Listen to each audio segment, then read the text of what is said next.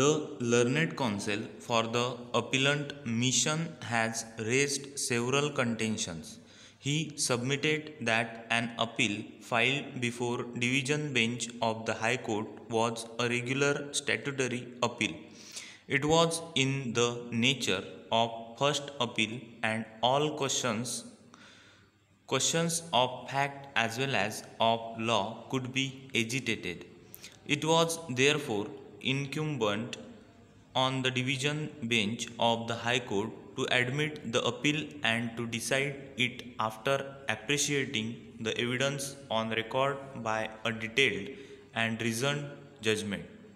Dismissal of appeal in limine by the division bench was improper, and on that ground alone the impugned order deserves to be set aside. It was also urged that even if the appeal is considered to be an intra-court appeal, all questions of fact and of law could be argued, and the division bench cannot refuse to admit the appeal by dismissing it at the threshold, observing that it agrees with the finding recorded by the trial court. It was also urged that as many as 13 issues were framed by the trial court, and all those issues were required to be considered by the division bench.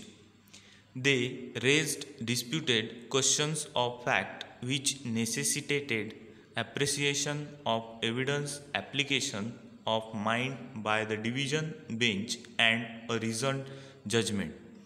Para. The counsel argued that from the facts it was clearly established that there was a will executed by the deceased K.M. Uma Bose in 1994, which was duly registered. They ought to have been considered, but they were not considered by the division bench in their proper perspective.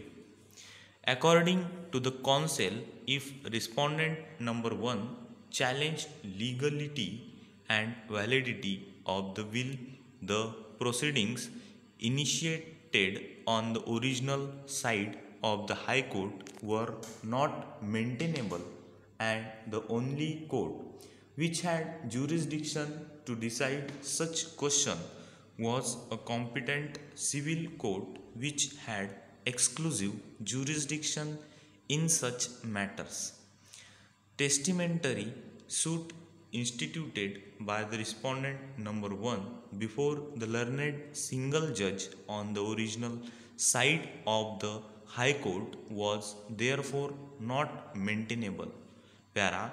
The counsel made serious grievance against the order passed by the learned single judge and confirmed by the division bench on the ground that they had committed grave error in comparing signatures and handwritings of deceased Kumari Uma Bose on cell deed and in the will, and in coming to the conclusion that the signatures and the handwritings differed and they were not of one and the same person.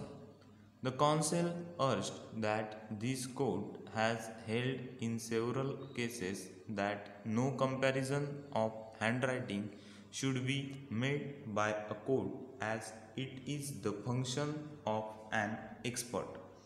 It is dangerous, hazardous, and risky to record a finding on comparison of handwritings on different documents, and it should be avoided.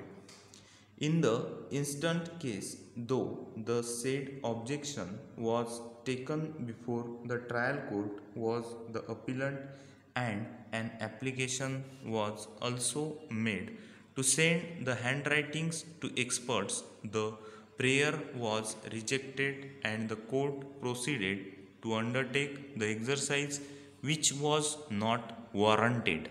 Over.